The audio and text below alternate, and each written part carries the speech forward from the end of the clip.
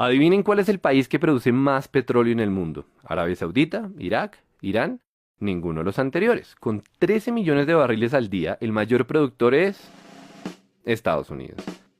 La coronación es reciente y es una de las razones por las que se ha caído el precio del petróleo. Estados Unidos está comprando menos porque está produciendo mucho más. Y todo esto tiene un responsable, el fracking. ¿Qué es el fracking? Es una técnica para extraer petróleo y gas de lugares que antes no se dejaban. Rápido repaso geológico. Todo el petróleo está almacenado en formaciones de rocas. Algunas de estas formaciones tienen poros o grietas que dejan fluir el petróleo, otras no. Las que no eran un problema para la industria petrolera, pero ahora que existe el fracking ya se puede sacar petróleo de ahí. Es más fácil entender todo esto si hablamos de un concepto clave, la presión.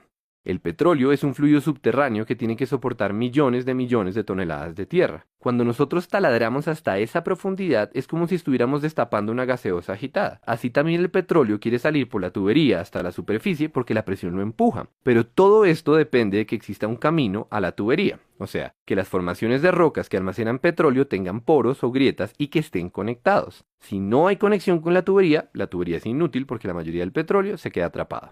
Pues bien, resulta que ahora podemos fracturar las rocas para crear nuestras propias grietas. Eso es el fracking, que formalmente se llama fracturamiento hidráulico. Lo de fracturamiento ya se entiende, y lo de hidráulico es porque se utiliza agua a presión para romper las rocas, agua y arena. Pero la historia no termina ahí.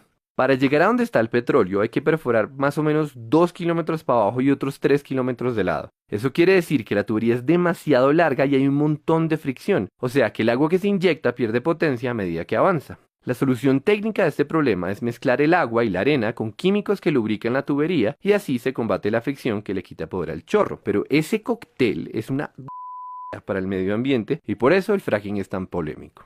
Para ser claros, no es que los pozos convencionales sean amigables con el medio ambiente, es que el fracking es peor. Básicamente estamos contaminando grandes cantidades de agua para romper rocas y buena parte del agua sucia que metemos se devuelve a la superficie todavía más sucia porque esas rocas tienen metales pesados y compuestos radioactivos. La contaminación es tanta que ya no es posible tratar el agua para hacerla potable. O sea, esa agüita se perdió y para siempre.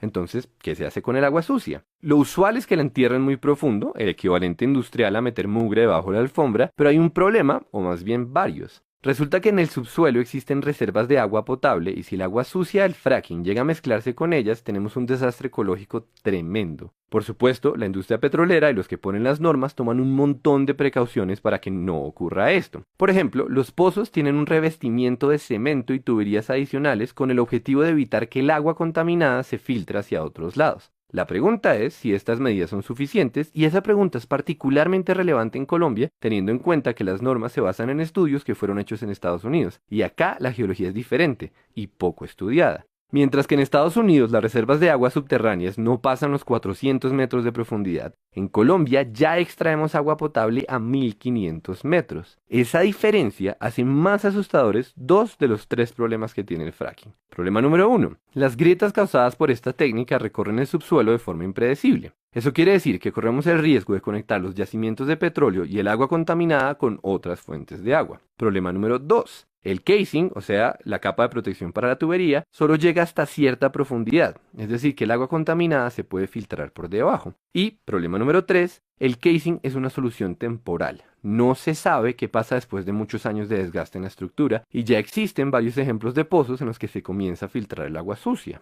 Y entre paréntesis, también se ha hablado de la asociación del fracking con el incremento de temblores, pero se argumenta que en los pocos casos en los que ocurre las magnitudes son despreciables. Ahora bien, dicho todo eso, es importante saber que hay más de 1 millón de pozos de fracking en el mundo, y ese dato es muy diciente. Nos dice que las consecuencias negativas del fracking teóricamente se pueden controlar, por lo menos a corto plazo, y también nos habla del rol protagónico del petróleo en la economía. Es que son 1 millón de pozos aumentando las reservas mundiales, y la cifra va creciendo, lo que nos trae de vuelta a Colombia. Colombia, que está por encima del 85% de los productores de petróleo del mundo. Colombia, cuya economía depende en buena parte de esta industria, pero también Colombia, la que solo ha explorado 9 zonas en lo que va de este año, porque cayó el precio del petróleo y por tanto cayeron las inversiones. Para bien o para mal, esta es una industria a la que pertenecemos y tenemos que tomar decisiones.